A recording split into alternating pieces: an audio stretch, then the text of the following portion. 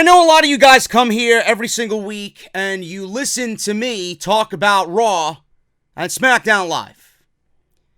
And I'm very grateful that you guys trust me as far as an honest opinion goes when we watch these shows on a weekly basis. But I have to tell you one thing, man. And it's going to be surprising because I have been very harsh on Smackdown Live. I've been just as harsh on Smackdown Live as I have been for Monday Night Raw. Tonight didn't really feel any different. It still felt like the same SmackDown Live. It still looked and sounded like the same SmackDown Live. But there was a sense of urgency tonight on SmackDown. A sense of urgency that was really needed coming out of a Monday Night Raw reunion last night that did absolutely nothing to build towards SummerSlam. Did not feature future stars, did not incorporate future stars into the show, barely any wrestling. It was nothing more than a cheap ratings grab. We all know that, we all understand that. If you don't, I feel sorry for you. But SmackDown Live tonight, they did something that has been talked about in the reports with Paul Heyman and Eric Bischoff, whatever his role might be. They did something tonight that really made me open my eyes and sit there, genuinely surprised. They used logic. They used logic. Not once, not twice, but on multiple occasions. And believe it or not, they actually did a very good job at building towards SummerSlam. Now, I'm not going to say that SummerSlam's build at the end of this thing is going to be good or anywhere close to good. But man, was there a focus on SummerSlam tonight. And they made sense of a lot of things. They went back into the vaults and made past situations and past events matter on television present day. That's the type of stuff I want to see, man. That's the type of stuff that we need to see on SmackDown Live. SmackDown Live tonight was damn decent. And we're going to go over everything tonight on the podcast, man. Randy Orton is now supposedly the number one contender. We're going to reserve judgment on that because we don't know where Samoa Joe fits into all this. We'll talk about that. But as of right now, Randy Orton and Kofi Kingston is the WWE Championship match at SummerSlam. And the segment with Randy Orton and Kofi Kingston tonight was the best Kofi Kingston segment since his push into the WWE Championship going into WrestleMania. Plain and simple. That was one of the better Randy Orton promos of the year from him. As long as we've seen him on television, that was a damn good promo, and they did something that we all want to see. They inject a little bit of reality into the situation, and it came out sounding like a damn good fucking promo. Same thing happened with Dolph Ziggler and The Miz. Now, Shawn Michaels was on Miz TV, and Dolph Ziggler came out there, who is nothing more than a buzzkill in my eyes. He came out there and did the same thing. He took a dose of reality, injected it into his promo with The Miz and Shawn Michaels, and for the first time since his return, Dolph Ziggler commanded our attention. And it made for a damn good TV segment on Miz TV. I love it. I absolutely love it. Now, it wasn't a perfect show by any means. We still got Shane McMahon and Elias and Drew McIntyre in the main event. Roman Reigns in the main events. This hashtag give the women a chance or give women's wrestling a chance or whatever the hell's going on right now. Whatever went viral on social media. I would not ever on any planet have these two things happen. One, Charlotte Flair looked like a bumbling fool in her match tonight like she did against Ember Moon. And two, on no show that is wrestling related would I have Ember Moon and Charlotte go out there and give me less than 60 seconds. So this show was not perfect by any means, but they did a lot of things right, and they did a lot to get you excited for SummerSlam. On top of that, we got Bray Wyatt. Bray Wyatt is now in full steam mode, full steam ahead, And Finn Balor is going to be, as it was made official tonight, his first opponent at SummerSlam. And we even got a damn good match with Apollo Crews and Shinsuke Nakamura, man. All in all, I know you guys don't really watch the shows as heavily as you used to, but when I say something is decent, and you should go out of your way and watch a certain segment here or a certain segment there, believe me, it wasn't the full-blown change that everybody is so desperately wanting and this company so desperately needs. But they did the little things. The little things tonight, they did exceptionally well. And now, they did it right on night one. Or I should say they did it right for a night. So we got one under the belt. Now we start to build some momentum. Now we start to build that beautiful word, folks. That beautiful word. We start to build consistency. And as soon as SmackDown starts to become consistent, then the shows will start to get better and better and better as the weeks go on. And Monday Night Raw needs to do the same thing coming out next Monday after this bullshit Raw reunion that did nothing to build towards SummerSlam. And like I mentioned, honestly took a week away from the overall build for SummerSlam on that side of things. So we're going to go over everything tonight, man. Thank you guys so very much for joining me here on the podcast. I am JD. If you guys want weekly SmackDown coverage on top of weekly Monday Night Raw coverage, you guys know what to do. Hit that subscribe button down below and turn on that bell for all notifications, man. Just don't turn on the bell. Make sure you guys notify yourself of all uploads because we do upload daily here on the channel. Make sure you guys follow me on social media at JD from NY206. That is on Twitter and Instagram. I live tweet every single week during Raw, during SmackDown, during NXT when it is available. And you guys know when the channel is going live with a new upload. That is through Twitter and Instagram at JD from NY206. Thank you to all my patrons. Patreon.com/JD from NY206.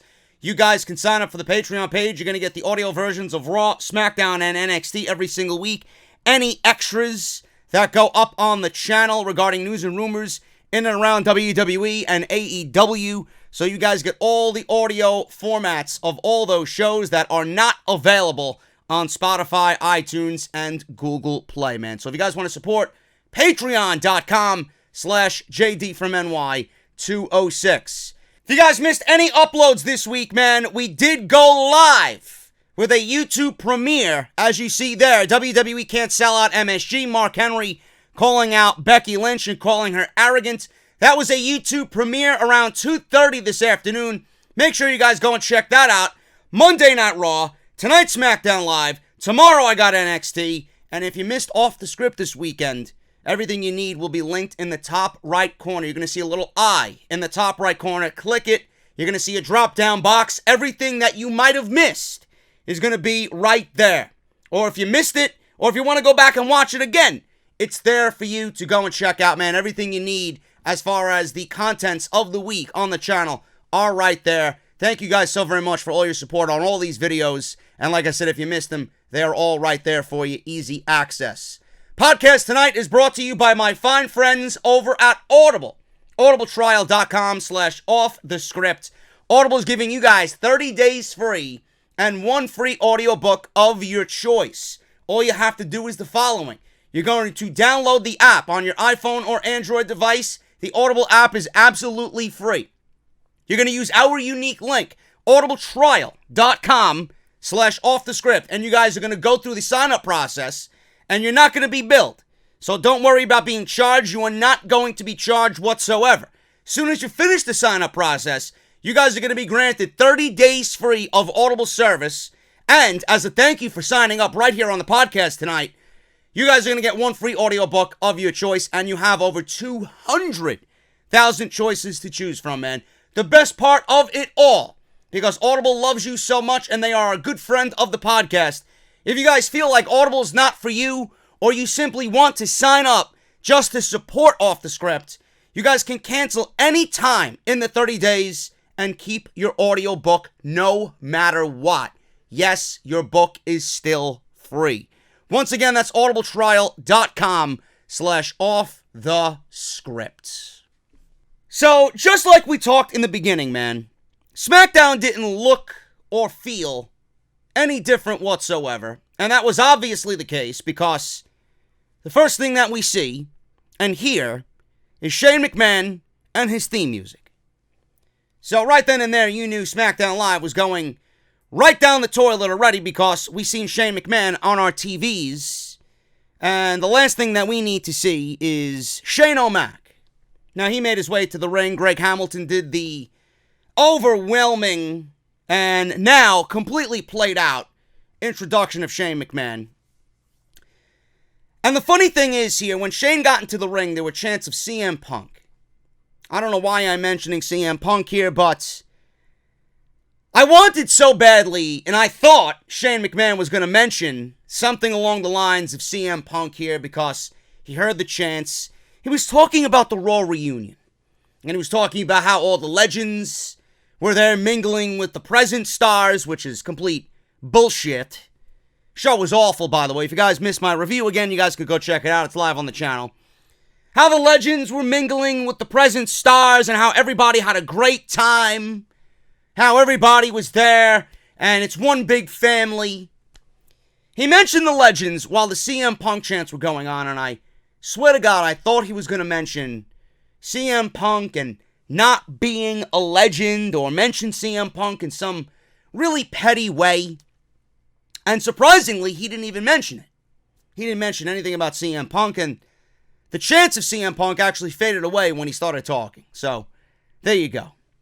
It's best to not acknowledge him right now because there are big rumors going around that he's going to show up in Chicago, not just for StarCast, but for a little pay-per-view called All Out at the Sears Center. I'm not sure if you heard of it. It's quite the effect going on right now, especially in WWE. It's called the AEW effect. It's real, folks. It's real. Get used to it. Anyway, Shane talked about the Raw reunion. He said it was great that Kevin Owens was not there. In fact, I wish Kevin Owens did show up because it would have made the show a little bit more enjoyable. But nothing would save that show because that show was dead on arrival, pretty much. All the way up until Stone Cold Steve Austin made his entrance at the end of the show. He said KO was, instead of, being there, as usual, hiding during the show on social media. He said KO has challenged him to a match at SummerSlam. He said SummerSlam is the biggest party of the summer, folks. This is false advertising. Telling you right now, this is false advertisement. It is not the biggest party of the summer. It is SummerSlam, the biggest fraud of the summer. Live on pay-per-view, Sunday, August 11th, on the WWE Network. Man, I should go into maybe being a PR for WWE. Get into the public relations side of things for WWE. Maybe I should be one of those marketing goons for WWE. I could certainly do the voiceovers for WWE instead of that old guy that they got doing it. That really epic voice guy that they got. I could do it. I think I'd do a much better job. Summer Scam, not SummerSlam. The biggest fraud, not the biggest party. I'm going to ingrain it in your mind like WWE did with Becky Lynch and Seth Rollins. Boyfriend and girlfriend. Get used to it. Anyway, I'm only kidding. I'm going to only bring it up when it's really necessary. So, he said KO was on social media, and he was hiding behind social media. SummerSlam's going to be the biggest quote-unquote party of the summer, and it wouldn't be complete without the best of the world competing in it. He said best of the world instead of best in the world. Maybe Shane completely forgot what he wanted to say, and he stumbled over his words, but the best of the world in what? Clearly it's not pro wrestling. Clearly it's not really the adulation of the crowd and the audience. The best of the world in what? I don't know. Looked like he stumbled over his words a little bit. So he accepted Kevin Owens' challenge, and it's rumored that it's going to be a steel cage match. We didn't get anything along the lines of steel cage here from Kevin Owens or Shane McMahon. He said Kevin Owens said if he doesn't win the match, then he will quit WWE. Chance of you can't wrestle were being thrown at Shane McMahon. I smiled. So obviously he had to really throw it back at them. And then he says, well, I can't wrestle. Why don't you ask Roman Reigns about that one? Now, you could decipher that in any which way you want. But in actuality, he meant that he wrestled Roman Reigns in Saudi Arabia and beat Roman Reigns. Not that Roman Reigns can't wrestle. But I really can't tell the difference. Roman is not really a good wrestler. He gets by. He's got his signature moves, and that's all he does. But the chance of you can't wrestle were thrown at Shane McMahon, and he said, maybe you should ask Roman Reigns about that one. Now, he said KO said he would quit, which is really kind of messing up his memory. And he said that Kevin Owens said something, a similar situation happened with Kevin Owens a year ago. And he said something along the lines of, I quit. Remember, I believe it was with Bobby Lashley, and Kevin Owens was sitting in the middle of the ring on Monday Night Raw last year, and he just simply said, I quit. And then he came back the very next week. He just walked out of WWE, walked off Monday Night Raw, and I remember exactly what I said. This is instantly the easiest thing to find enjoyment on this show. This is the one thing that was piquing my interest, just like that on Monday Night Raw. And WWE completely, they just ruined everything. They forgot about everything that Kevin Owens said there. The two little words of, I quit, and he came back the next week. So, they are actually going into the memory bank here, and they're pulling out that situation, and they're applying it to this feud with Kevin Owens and Shane McMahon. I love that, because he said that there was never any continuation of that situation, as WWE blew it, as always. So they're using that little piece of unimportant segment from Monday Night Raw, and they're applying it here. And no matter what happened there, it's actually making it really feel right in this situation. Even though we don't like Kevin Owens and Shane McMahon feuding, and we don't really care for Shane McMahon on TV, the fact and the simple fact that they went back into the memory bank and they're using this now in this feud for SummerSlam, I can't really hate on that. Because this is all I want the company to do. I don't want them to forget situations and segments and promos like that. I always love when something is said, no matter if it's a year ago, 2 years ago, something is said and it's brought back into play in this type of situation for Kevin Owens and Shane McMahon. I think it's great. And I really can't hate on that, no matter how much we all loathe Shane McMahon being on television. Ironically, it came from the same exact building where SummerSlam will take place this year, he says. So they showed Kevin Owens losing to Seth Rollins and then sitting in the middle of the ring saying, I quit. I believe that was the impromptu Intercontinental title match against Seth Rollins there. I would have been okay if Kevin Owens won that match. That was when Rollins was completely on fire, hot with the IC title, and then WWE completely ruined all of that. And then I think he came back the next week and started feuding with Bobby Lashley. So it didn't make any sense whatsoever. So Shane says that's typical Kevin Owens saying, I quit. He said after he beats KO, KO will quit. He said this time he wants it in writing. He says he wants Kevin Owens gone.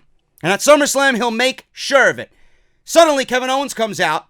And, by the way, the New Day were on commentary, and it was supposed to be Shawn Michaels. Shawn Michaels tweeted he was going to be on commentary, and then WWE made a last-minute change. I'm sure we'll find out about why that happened tomorrow going on into Thursday. But, man, I don't have a problem with the New Day. I am not really one of those people that's going to shit on the New Day. I didn't think they should be tag team champions, or should have won the tag team championships. But they did absolutely nothing for me on commentary tonight. Nothing. I don't know why they were there. In fact, it didn't help Kofi Kingston's cause later on in the evening, which we'll bring to your attention. But it was nothing more than a circus out there. There was David Otunga, Tom Phillips, Byron Saxton was not there because he was dealing with the death of his father, so my thoughts and prayers go out to him. And they had Xavier Woods and Big E. And it was a four-man booth. In no wrestling promotion on any wrestling show is there a need for a 4-man fucking booth. Okay? I don't get it. I really don't understand it. It was a circus out there, and they really didn't add anything to the overall SmackDown Live episode tonight. So I just wanted to get that out there. Xavier was on commentary, and he kept saying that, Kevin Owens and Shane McMahon, blah, blah, blah, they were just acting like a circus. It was so bad to a point where I tried to zone them out. I wasn't even paying attention to them. They were like little kids in a candy store. So I don't even know what he said. I put in my notes, Xavier Woods says, blah, blah, blah, blah. That's all I did. Kevin Owens stood on stage. He was cheered. He says a lot of things about Shane. And there's a lot of things about Shane, but he'd never say he isn't smart. He said he proved it by digging out that exact footage of Kevin Owens saying, I quit after the match with Seth Rollins. He says he has no problem admitting that was one of the lowest points of his career, and that isn't the current version of who he is today. He said that version a year ago, who didn't want to ruffle any feathers or piss anyone off, but that's not who he is today. He said this year, he won't quit because he's going to beat the living hell out of Shane McMahon. Shane then called him a quitter again. Kevin Owens says he doesn't have to wait till SummerSlam. Kevin Owens walked to the ring and Shane McMahon was like, you wait right there. Don't take another step towards this ring, otherwise you aren't going to get the match you want at SummerSlam. Fans are booing. Shane says, shut up, that's what you call power. That was actually a good line. I laughed at that line. He told Kevin Owens he ought to wrestle tonight, but not against Shane McMahon. He said he'll wrestle Roman Reigns. My eyes rolled, and I'm like, here's another main event that I'm not going to watch on SmackDown Live because Roman Reigns is included. Xavier said Shane doesn't like either of them, so he wants them to wrestle each other so he can pick the bones after the fact.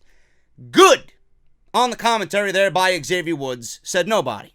Very, very plebeian and simplistic answer there by Xavier Woods. All the more reason why they do not need to be out there on SmackDown Live. It would have been just fine with Tom Phillips and David Otunga. Backstage, Shane was greeted by Elias and Drew McIntyre. After all this, Elias said Shane outdid himself tonight. He says it was beyond brilliant and genius that he matched Kevin Owens against Reigns. Shane said, a match of this magnitude needs to be even more special. So he appointed Drew the guest referee. He then made Elias the guest timekeeper. Elias says he always wears his tank top, so it's not really going to be any different. And he said he will be the special guest ring announcer for the match, said Shane McMahon. And that was pretty much it. This was complete garbage. This was typical WWE doing typical WWE things. And all of this resulted in the opening segment of what is typical WWE on SmackDown Live. It didn't offer anything new. It's Shane McMahon doing what he has been doing for his mini reign of terror here.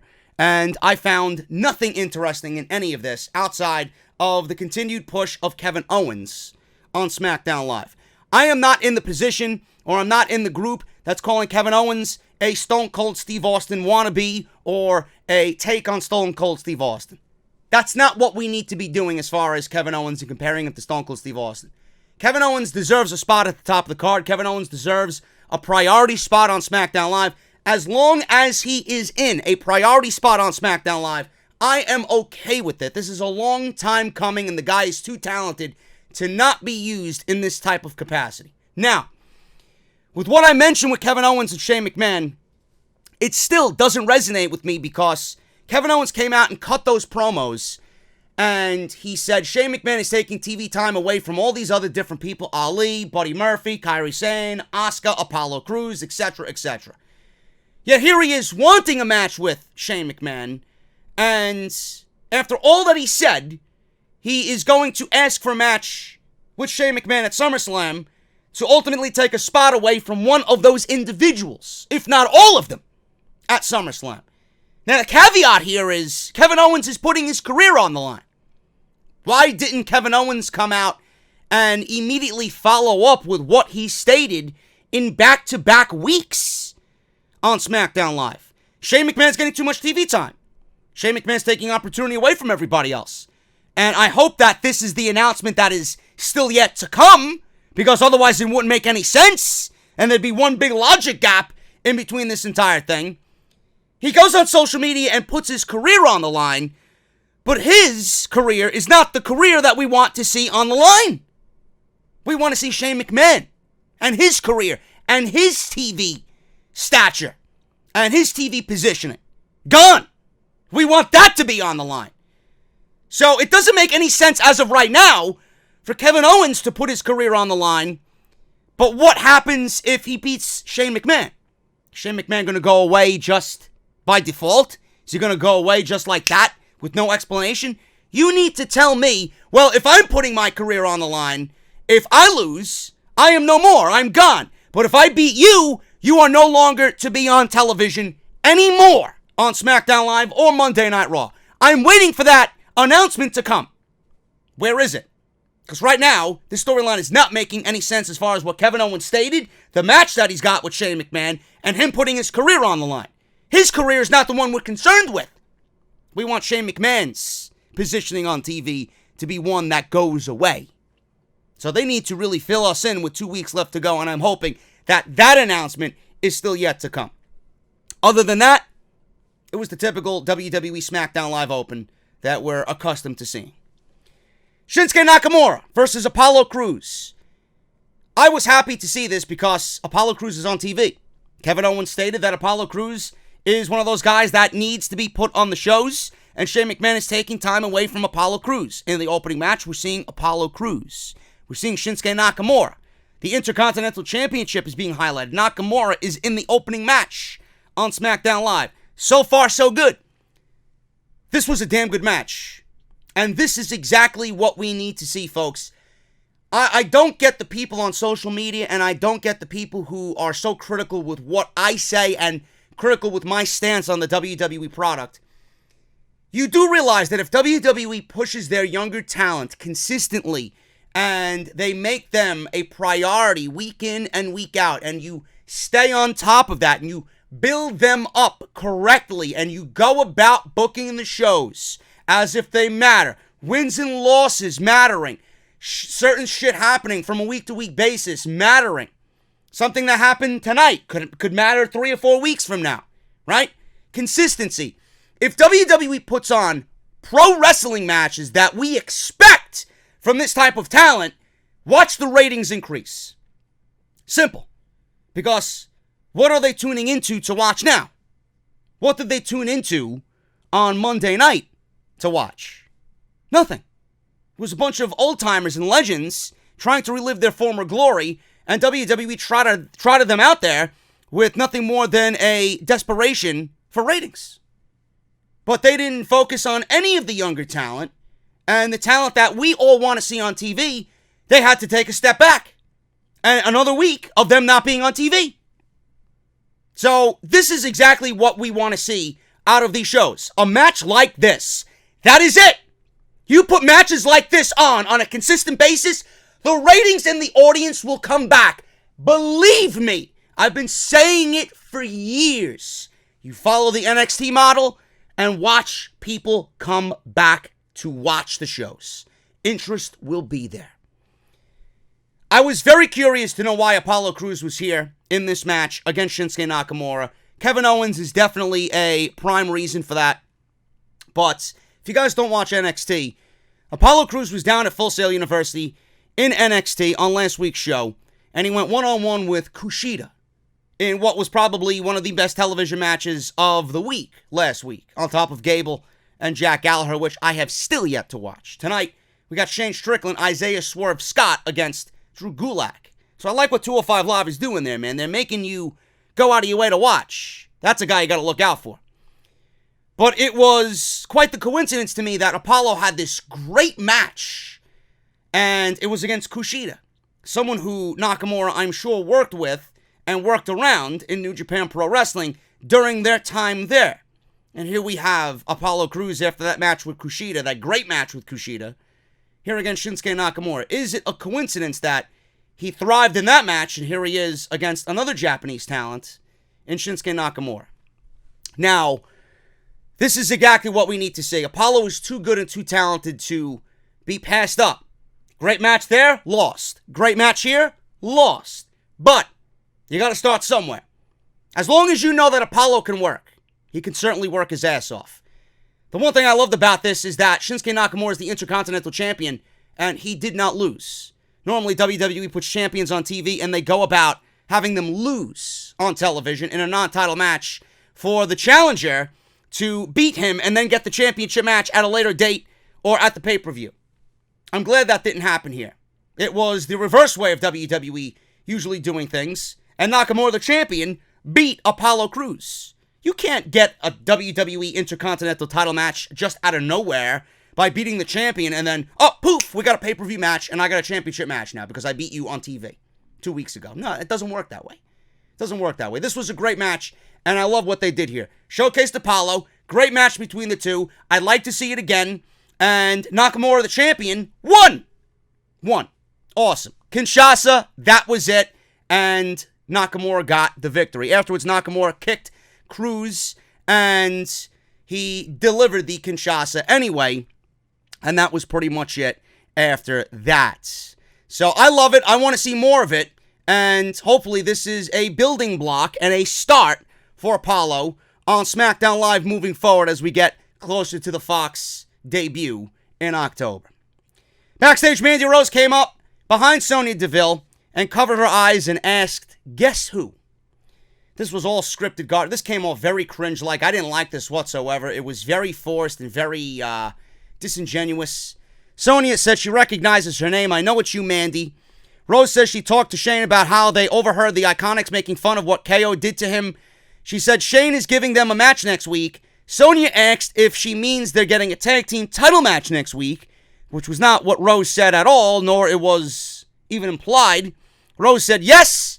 Then they said if they win, they deserve a tag team title match. So Rose said yes, they're getting a title shot next week, only to follow up by saying that if they win, they get a title match. So I didn't know what was going on here. Is it the Fire and Desire team getting a tag team title match, or is it the typical WWE way of doing things? If Fire and Desire beat the Iconics, then they get the tag team titles. But what about the Kabuki Warriors? Now, in my ideal situation, I would actually make it a title match. I'd have Fire and Desire take the titles off the Iconics and book Fire and Desire versus Kairi Sane and Asuka at SummerSlam if that was your original plan for the Kabuki Warriors versus the Iconics anyway. Because Peyton Royce and Billie Kay don't belong on SummerSlam's card. They don't belong there. Having them there actually takes the pay-per-view down several notches because they are awful. So if Mandy Rose is confused, let me spell it out for you so it's not confusing. I don't know what's going on with what she said, but book it to be a title match. Take the titles off of the Iconics, put them on Mandy Rose and Sonya Deville, and then book the match between Fire and Desire versus the Kabuki Warriors at SummerSlam. That is a much better match than what we are going to get if WWE booked the Iconics versus the Kabuki Warriors. And I know you agree with me, but this segment was awful. I don't know what's going on. I guess we'll find out next week. So we've seen Ali sitting on a staircase. He said he had to rewrite history. Says he needs to take the pen and put it back in his hand. He talked about how he gave his body to everybody before his heart. And how he is now one of those people who has been replaced and forgotten. He said his injury cost him everything, but he refuses to let that be his story. He says he has the pen back, and it's going to write that he is the WWE Champion. He said nobody is writing his story but him. He said if the pen runs out of ink, he'll use his own blood, and he will go down in history for his story. Normally, every single week in the creative room for the creative meetings for these shows, most of the writers' pens run out of ink because look at the shows that we get on a weekly basis. They don't know what the fuck they're doing. I like Ali. I can't wait for him to get back on TV. And with what we got going on here with Randy Orton and Kofi Kingston, it would kind of be ideal for Randy Orton to be the WWE Champion and then slot in Ali to pick up the pieces, because it was mentioned by Randy Orton that Ali was out with injury because of Randy Orton. Wow, folks, continuity. Who would have guessed it? He wants the WWE Championship. Match with Randy Orton is certainly on the horizon from what we've seen on this show. If we want to kind of fantasy book what WWE is doing from here till the rest of the year. Miz TV. Shawn Michaels was a part of Miz TV. HBK says he's been on both sides. Miz asked him how he was feeling last night. He said a lot of people had a good time. And then there were some people who said that the legends being on Raw took opportunity and time away from those people. HBK says he's been on both sides of the fence. Once a young guy who wanted the old guys to kind of give them their space and go away. But now he enjoys every second of it. Michaels talked about Seth Rollins going from the PC to NXT to WWE Superstar. He said now he's going to SummerSlam to face Brock Lesnar with every intention of burning it down. I hated that line, and it came off very cringe the way Michael said it. I didn't like it. He was interrupted by Dolph Ziggler. And normally, Dolph Ziggler is one that makes me roll my eyes, and he is just a complete buzzkill. He is the Family Guy version of Buzz Killington for SmackDown Live. So, Dolph Ziggler comes in to the ring, interrupts Miz TV, and says he's had enough of these so-called legends limping to the ring, just happy to be here. He says if that is ever him, put him out of his misery. Miz offered to punch him in the face. Michaels asked Miz to let Ziggler get what he wants to say off his chest. Ziggler said he used to idolize Shawn Michaels with a huge emphasis on used to. Now, he said Michaels had the chance to go off into the sunset as the greatest performer of all time, but every chance he got, he shuffled back out there and waved to the crowd. He says it was embarrassing, and I quote, as embarrassing as Goldberg in a wrestling ring. Now, I don't know what was the intention of that. I don't really know what the intention of that was. I'm glad it was in there because it's playing off everybody's real-life emotions following that incident at Super Showdown. So I don't really give a shit that it's in there. But it kind of goes, you know, it really is a very gray area because Matt Riddle was punished. He was punished for his words on social media about Bill Goldberg. And here WWE is doing the same thing with Dolph Ziggler and mentioning Goldberg by name and in the same breath calling his performance an embarrassment. So how can WWE go about really punishing Matt Riddle? Because that's what happened with the attack from Killian Dane. It was all for Matt Riddle to really be built up coming out of TakeOver to challenge Adam Cole. I am in that camp that says Matt Riddle was on his way to being the NXT champion. And right now they had to pull him back. They had to pull the leash back from that situation. But you can't punish Matt Riddle and then have Dolph Ziggler go out there and mention Goldberg in a tweet, whether it was for storyline purposes or if it was some legitimate beef from the writer who wrote this, the producer who produced this, or Dolph Ziggler himself. You can't do that. So I find that to be very hypocritical. So let me know what you guys think about that. But as embarrassing as Goldberg in a wrestling ring, said nobody has the guts to say it to his face, but he was embarrassing. Michaels said, now he said Michaels was embarrassing. He also mentioned Goldberg, but he said Michaels was embarrassing. Michaels took the microphone, got face to face with Dolph Ziggler and says, I will admit it. I'm not going to disagree with you, Dolph. It was embarrassing. I was embarrassed. And he's talking about the DX vs. the Brothers of Destruction match in Saudi Arabia in November at Crown Jewel. He was embarrassed. And he says what's more embarrassing to him is working his whole career, giving everything you got, and still being left with nothing but being known as a second-rate Shawn Michaels wannabe. And he mentioned this to Dolph Ziggler. So, Ziggler said there's only one second-rate Shawn Michaels out there, and I'm looking at him, says Dolph. He said, it's real fitting that he chose to ruin his legacy by shaking hands, kissing babies, and waving like an idiot on a parade float. He said people like Miz will be known for kissing ass. So the Miz had enough. He started yelling and getting in Dolph Ziggler's face. He told Ziggler to stop complaining and moaning, going after legends and champions. In this company, you make it you. You make it by making it about you and going and pushing yourself to that next level. Do something about it. Michaels held Miz back as he got more worked up. Fans started to chant, do something. Miz and Ziggler began to square up to fight. And Miz then kind of teased Ziggler to hit him. And Michaels turned Ziggler around. Ziggler took a swing at Michaels. Michaels ducked.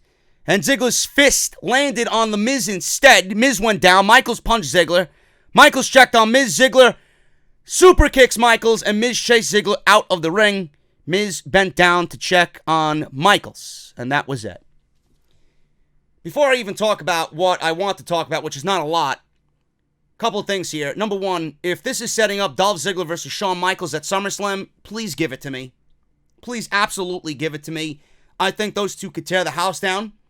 And I would love to see what Dolph could do against Shawn Michaels. And I'd love to see what Shawn still has in the tank against somebody like Dolph who could work his ass off. This Miz TV was probably the best Miz TV of the entire year. I don't like Babyface Miz. I mentioned it on Monday Night Raw. I think Babyface Miz is nauseating. I think he's nothing more than a shell of his former self.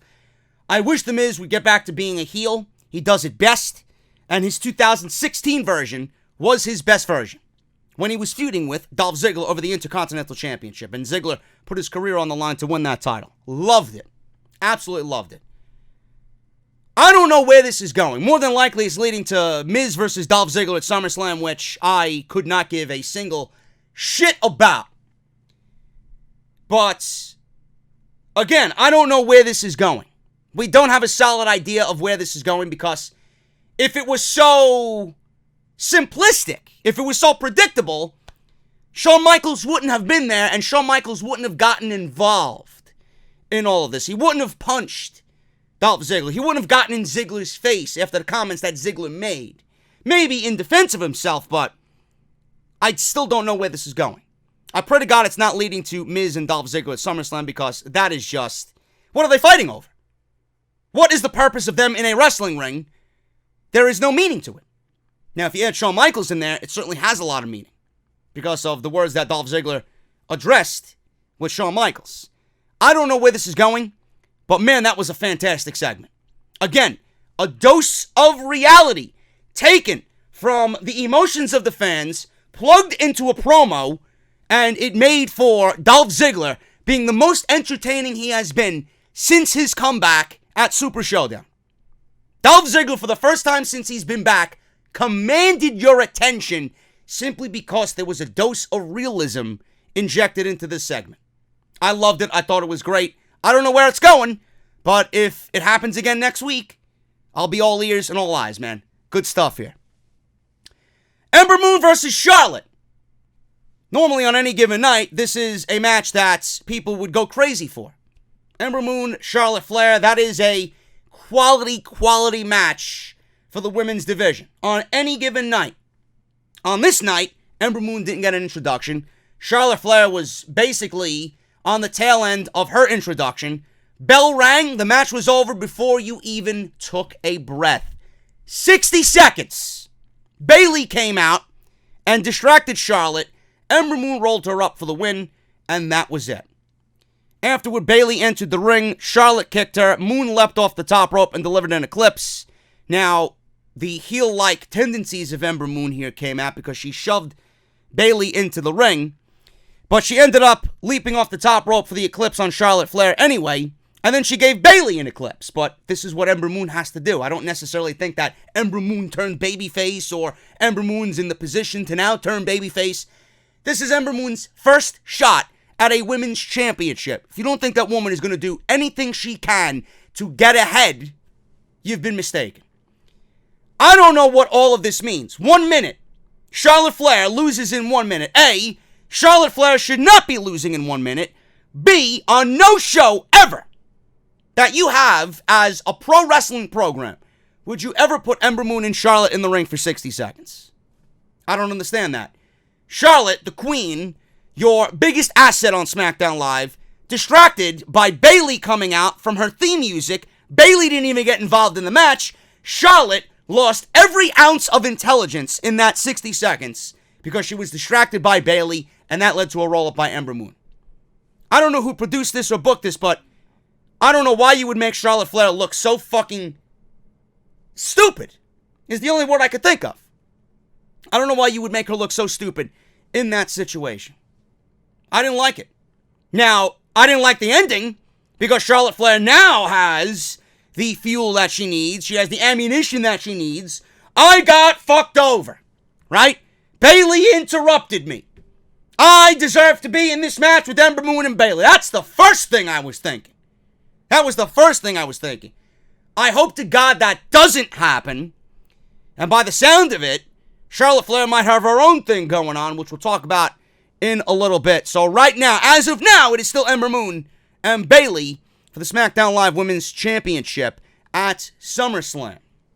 We're going to talk about Kofi Kingston next. First, I want to take a little break, man. Make sure you guys check out my newest sponsor. We are back again with them for the second time this year. The Ridge, man. Quality products. They got backpacks. They got phone cases, charging cables, knives, and the signature Ridge wallet. Ridge.com/script. Code SCRIPT at checkout for 10% off. I gotta tell you guys this one story, man. I was in Atlantic City, and I was on the Atlantic City Boardwalk at the Beer Garden right outside Tropicana. Sat down, I wanted a nice cold beverage and a Bavarian pretzel with homemade beer cheese and homemade spicy mustard. Sounds pretty damn good, I know. I looked over to my left, and these two guys sat down next to me. I did not engage in conversation, but I looked over as they ordered their beer, and the man pulled out not a wallet, but he had his credit card and his ID together with a paperclip. A paperclip, folks. He didn't even have a wallet. Now, meanwhile, I'm sitting down having my ice-cold beverage and my Bavarian pretzel with beer cheese and spicy mustard, and I have all my IDs and credit cards in my Ridge wallet. Not only did I look at him like he was crazy, but I looked at him and wondered why he didn't have a Ridge wallet. That's unsafe, and it's pretty unattractive if you ask me. Now, the Ridge makes everyday goods to a standard you don't see every day. They help you streamline your life by turning things around that you carry, like backpacks, chargers, wallets, into tools for better living. Their flagship product, the Ridge Wallet, was launched on Kickstarter in 2013 and now sits in the front pockets of over 500,000 men and women, including myself. The Ridge is a minimal front pocket wallet that's designed to streamline what you carry every single day. And folks, it is so great. It's got over 30,000 5-star reviews, and it is a better way to carry your cash and your cards. There's a lifetime warranty if you love it, and free returns if you do not. And I'm guaranteeing you right now that you will. It comes in titanium. I have the Sunburst titanium. Carbon fiber, aluminum, and over a dozen different styles and colors. Get 10% off today with free worldwide shipping by going to ridge.com/script. Folks, that's ridge.com/script. Use code SCRIPT in the description, and make sure you guys tell me about your story when you get your very own Ridge wallet. Ridge.com/script. At the start of Hour 2, Kofi Kingston made his way to the ring, and Michael Cole replaced the New Day on commentary. I had flashbacks of Monday Night Raw, and that's not really a good thing, folks. That really is not what you want to see on a Tuesday night. But I guess we had no choice because Byron Saxton wasn't there for his father's funeral. And we had the New Day out there, and we were supposed to get Shawn Michaels, and New Day was out there, so obviously WWE, thank God, took them away and only gave them 1 hour, and then we got Michael Cole. I'd rather listen to Michael Cole any day of the week over Xavier Woods and Big E. So I guess at the end of the day, I really shouldn't mind, but man, do these shows need separate identities. Believe me, it is what is best for both Monday Night Raw and SmackDown Live. So we got Michael Cole on commentary now with Tom Phillips and David Otunga. Kofi Kingston made his way out to the ring with a very lukewarm reaction in Miami, Florida. Well, this is two things, folks. Two reasons for this. Number one, people are starting to sour on Kofi Kingston. I firmly believe that. And number two, being that you already had the New Day out there doing their thing on commentary and acting like a clown, or clowns, two clowns, and they were taking all the spotlight away from the normal, mundane commentary, and they were acting like it was a fucking circus. Clearly, that took away from seeing Kofi Kingston later on in the evening. And I always mention, the more you hear someone's theme music, if someone comes out for promo, or in this instance, the New Day comes out to do guest commentary, and you see them, and you see their act, they're flipping pancakes and all this other shit, and then you see Kofi Kingston do it not even an hour later, how special is it really with everybody already seeing it the first time with Xavier Woods and Big E? So it actually harmed Kofi Kingston than anything. Kofi called Randy Orton to the ring, and he says he hopes he comes down to the ring because he wants to face him at SummerSlam. There you go. Orton came out. Kofi talked about their history, which I appreciate because they certainly do have a history. He said he remembers that night on November 16th, 2009, at Madison Square Garden, when fans were chanting his name in front of a sold-out Madison Square Garden crowd. I feel like there was some inside innuendo there for the sellout at MSG. WWE can't sell out MSG, sadly, 10 years later. How the times have changed. So, he remembers that night.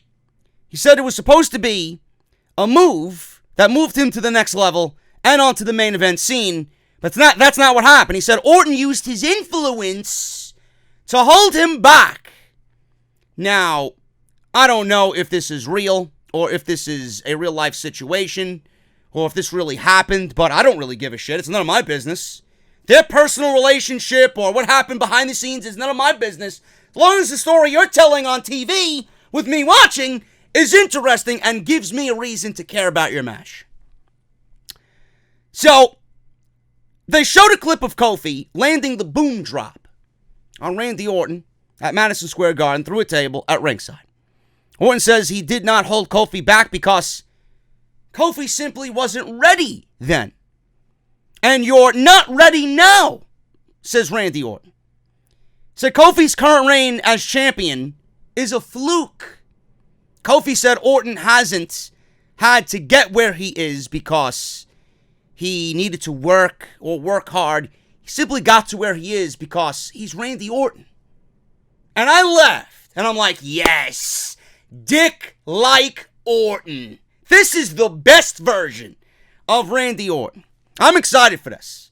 I really am excited about this. Now, granted, Randy Orton getting a title shot makes no sense because he's been off TV since Super Showdown. He has done nothing. In fact, he was on Monday Night Raw in that Battle Royal to fight for a spot in the Lesnar match for the Universal title, and then the very next night, he's asking for a WWE Championship match. Can't have both, bro. Can't have both. And the simple fact that WWE went about sheer laziness in coming up with Kofi Kingston's next challenger for SummerSlam and the WWE Championship. Oh, we're just going to have Kofi Kingston go out there and pick who he wants. It's not how things are done. The champion cannot just pick anybody to fight at the WrestleMania, at SummerSlam. Might as well, there's no fucking difference between the two anyway. They're both fucking awful. Champion can't choose. You gotta give me a reason as to why challenger is challenging for the championship. So, there's a big logic gap there. But, Randy Orton acting the way he is right now has got me invested. Orton made fun of Kofi's fake Jamaican accent, the fact that he's throwing pancakes and shaking his ass. Orton says, I didn't need to fake a Jamaican accent. I didn't need to throw pancakes. And I didn't need to shake my ass. Orton says he gave Kofi his path to the WWE title. And it's a fluke. And he brought this up. The only reason why you're the WWE champion right now is because I took out Ali before WrestleMania. He says he can take the WWE title from him anytime he wants. Kofi says they should find out at SummerSlam. Orton accepted the match. And Orton says that Kofi Kingston at SummerSlam will fall victim to the most dangerous three-letter word in the WWE, or the most dangerous three letters in WWE, RKO. And that was pretty much it. I love this. This was awesome. This was Randy Orton's best performance of the year as far as promo work goes. This was the best thing that Kofi Kingston's been in since his rise to the top in the feud with Daniel Bryan going into WrestleMania. And again, they brought up history between the two. They went all the way back into the annals of the WWE catalog. 2009 at MSG. Both of these guys have history. They brought up the fact that Randy Orton is who he is. I love it. They brought up the fact that Kofi Kingston wasn't ready then. Randy Orton, in his position and status in WWE, thinks Kofi Kingston's not even ready now to be WWE champion. I didn't need to do what you do to get over with these people. I'm Randy Orton. The reason why I've main evented and won championships and headline WrestleMania is because I'm Randy fucking Orton. I don't know how much more real you want to get. That's the way it happened. And that's exactly him spitting fact. Now, with them going back and kind of reliving the history, I love it. It's logic. It's continuity. It's taking something old and making it new again. And the simple fact of them bringing up Ali in this situation is the cherry on top of the cake. That is fucking awesome. Because I've been saying it, and some of you don't agree with me, you don't know what Ali would have done if given that position. You don't know what Ali would have done if he was in the shoes of Kofi Kingston now and he was the WWE champion and Kofi Kingston was the one who was just still throwing pancakes. The fact that Randy Orton brought up the fact that he injured Ali made me say, God damn, they're on something new tonight. They brought up logic and they brought up a big piece to why Kofi Kingston is really even here. And I love that. I cannot shit on that. I cannot shit on that whatsoever. I love this segment. I thought it was awesome. And just by this alone, I'm not going to say that I'm going to jump out of my seat excited to see this match. But I mean, damn do I appreciate the fact that WWE at least went back to 2009. Went back and mentioned Ali. Went back and mentioned that Randy Orton said Kofi Kingston wasn't even ready then. You're not even ready now. I love all those aspects. It's like WWE actually used their fucking thinking caps and said, you know what, how do we go about this and develop a feud between these two in 2 weeks? The only thing I don't like about this is the fact that Kofi Kingston is choosing his opponent for SummerSlam. There's no rhyme or reason to that. In no way does that make any sense. I want someone to challenge for the title and have it actually mean something, and I want it to be deserved. That might be me asking a little bit too much, but it's not that difficult to go out there and do that. But what they did here was fucking fantastic. Kofi Kingston went against Samoa Joe in a non-title match. I didn't understand this. I don't know why Joe was put in this position to look like a loser again. So Kofi Kingston wins via DQ here. Randy Orton, after this promo, walked out. Samoa Joe walked by Randy Orton.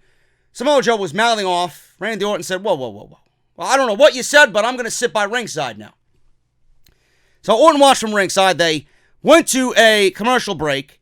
And in the end, Orton interfered with an RKO on Samoa Joe. Kofi wins via DQ. And that was pretty much it. Afterward, Joe approached Orton. So Orton gave him an RKO, like I said. Kofi then gave Orton a Trouble in Paradise and celebrated with the WWE Championship. Does this mean we're getting Orton and Kofi at SummerSlam? Or with Joe in this, being that he got RKO'd, is Joe going to be involved with this WWE Championship situation? I hope not, because it's nothing more than the inevitable. Joe's going to end up being a loser. I'd rather not see him at all if he is only going to be in this thing to take a loss. So I don't know where he goes, but right now it is Kofi versus Orton at SummerSlam for the WWE Championship. This is great because Kofi's had the title for a little bit too long. I am starting to feel like the time is now to take the title off of him. I told you it was inevitable that WWE was going to take the title off Kofi Kingston.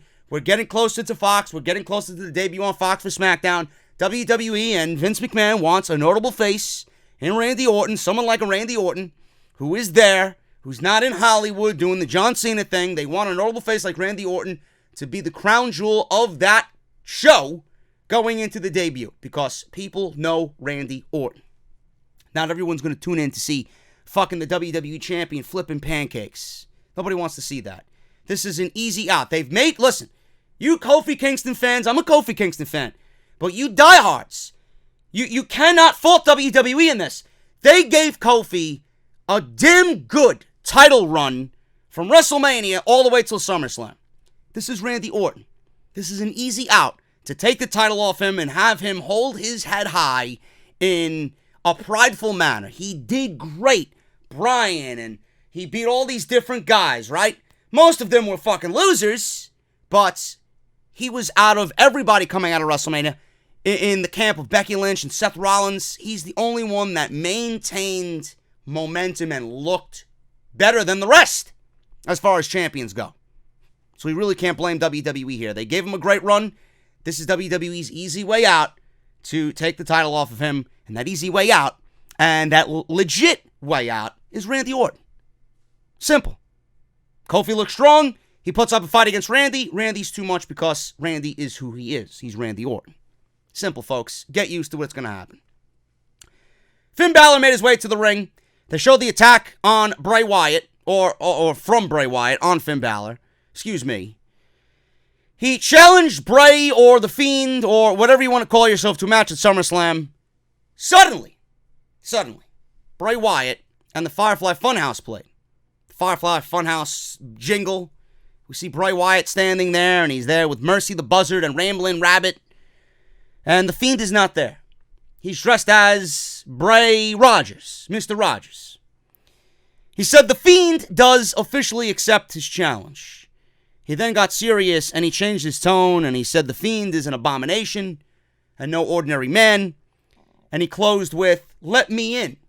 And they shifted into this weird in and out, showing Bray Wyatt and the Funhouse and the Fiend and all this other nonsense. And I loved it. I love the fact that Bray is a fucking psychopath. I love the fact that Bray is cutting promos in his sweater vest with his puppets. And he has no recollection of what the Fiend is doing. The Fiend is crazy. The Fiend is an abomination. The Fiend is fear. The Fiend fears nothing. You know? And I like the fact that they are cutting the Firefly Funhouse segments as promos against whoever he wants to challenge. I think this is brilliant. Bray Wyatt has been the single best thing on WWE TV since he has debuted. And I'm glad that they're finally going with a solid idea. We didn't know what was going on with the attack on Balor, and then last night on the Raw reunion, he attacked Mick Foley. We didn't know. We thought it was just Bray Wyatt randomly attacking anybody, just for no reason. But the reason why Finn Balor is doing this is because I read that Eric Bischoff had some sort of influence on the continuity here. He pushed for Balor to not take his hiatus yet. He wanted Balor on TV, and he wanted the conclusion to this because you already did something on TV. It is up to you guys to now wrap it up. And it's not like it's going to be a waste of time. Balor is going to lose. He's going to go away. He's going to come back refreshed, but you're going to get The Fiend his first victory over someone who people look at as a decent wrestler. Whether it's Finn Balor the man or Finn Balor the demon, we don't know. We don't know what's going on. So, Eric Bischoff, I read, as of tonight before I hit record, had some sort of small influence over getting Balor and the demon possibly against Bray Wyatt at SummerSlam. So we'll see what happens with that. We'll dive into that as we get later on into the week, possibly on Off the Script.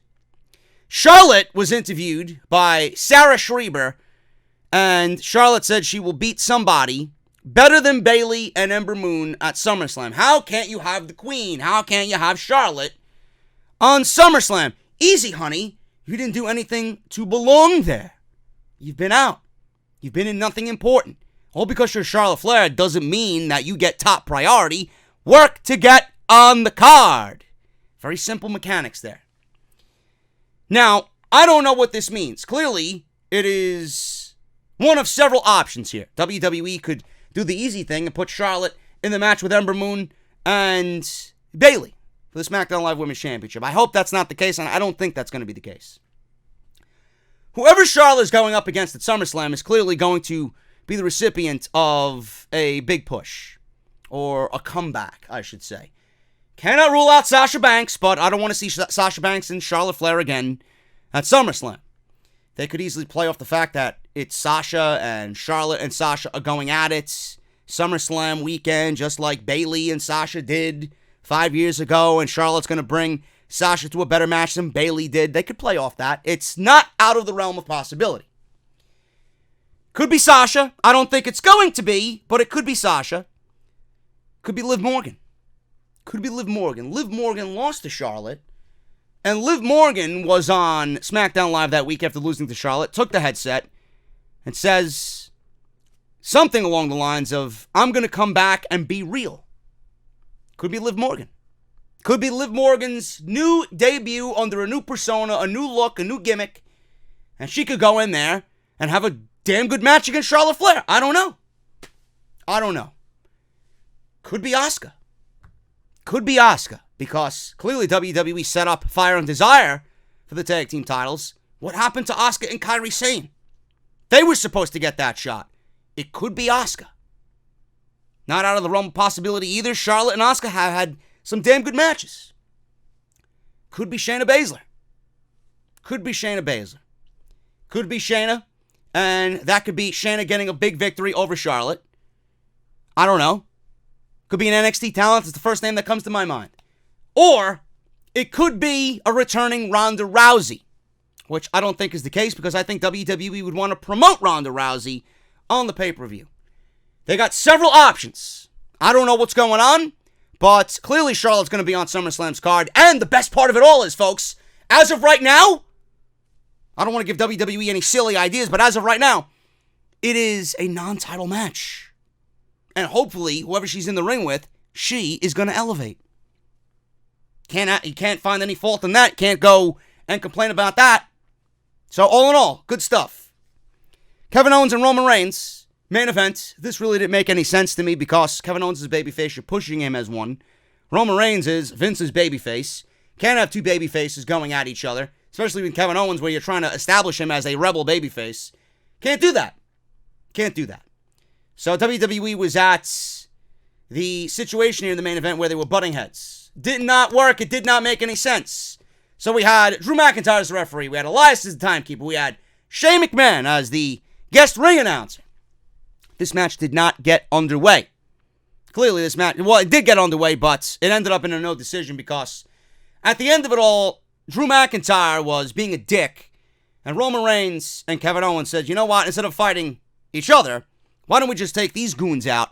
And that's exactly what they did. Drew and Elias held Roman, and Shane punched them.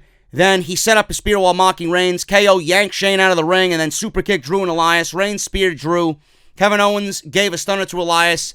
Kevin Owens played to the crowd, and he was just really feeling the energy there. Reigns chased down Shane. He was walking up the ramp. He threw him back in the ring. Reigns gave Shane a Superman punch. Owens gave Shane a stunner. Reigns and KO celebrated together. Crowd chanted one more time. Another stunner to Shane McMahon, which was a lot better than it was last week. Shane sold the stunner very well on Tuesday night, and that was pretty much it. And what it looks to be is we're getting Kevin Owens and Roman Reigns versus Elias and Drew McIntyre in the main event of SmackDown Live next week, which is I would say, the least exciting of the options here. This was the least exciting thing on the show, but it definitely makes sense because you can't have two baby faces, especially with Kevin Owens being established as a new babyface, a rebel babyface, going against your number one man in Roman Reigns. And it is continuing on with a tag team match with everybody involved here tonight against the two babyfaces. Again, you really can't shit on it. It's simple, it's uninteresting, but at least it makes sense. SmackDown Live tonight, folks, did a very, very good job at building towards SummerSlam. And I was very pleased at what I seen. These small little changes, these small little differences, as far as logic, going back into the annals and using things that happened in the past and bringing them to light and making it make sense as far as current storylines. That's what we want to see. Apollo and Nakamura killed it tonight. That's what we want to see. Logic, continuity, and it resulted in a damn good SmackDown Live. It really did. Plus, an unexpected Miz TV that was really great television for the 10 minutes that it was. I was pleased with SmackDown Live. Go back, and everything that I praised, go and watch it, because it was some damn good stuff. And that's all I got for you guys tonight. Thank you guys so very much, man. Hit that thumbs up. Please hit that thumbs up if you enjoyed the podcast and my thoughts tonight here on Off the Script. Make sure you guys hit that subscribe button for more Raw, SmackDown, and NXT every single week, man. If you want the best in the YWC as far as all of WWE's weekly shows, look no further than Off the Script. And then we got the flagship podcast on Friday, Saturday, and Sunday, man. Make sure you hit subscribe. Turn on that bell for all notifications. Follow me on social media at JD from NY206, both on Twitter and Instagram. And make sure you guys check out my sponsors, man. Ridge.com/script.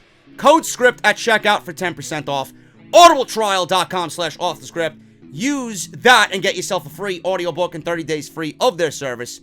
And make sure you guys go and check all of this week's videos if you might have missed them this week, man. Thank you guys so very much. I will be back with NXT tomorrow. Until then, take care, enjoy yourselves, and I'll see you right back here for NXT on Wednesday night. Talk to you guys later.